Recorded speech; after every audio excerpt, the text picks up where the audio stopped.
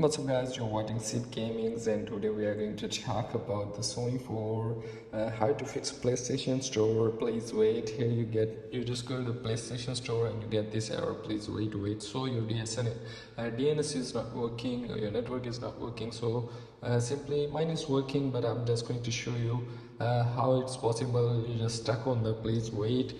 And so sorry, you just go back to the settings and go to the networks.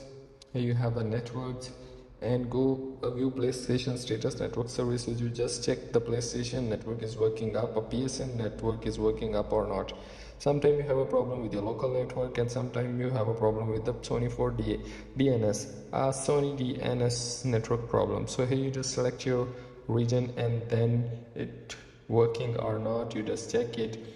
So here is all is working up and good. So you just please wait. If it's not working, then Sony will fix this up automatically and everything is working good.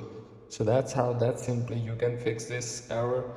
If you have a problem with your local network, you forget the old one and set up a new one.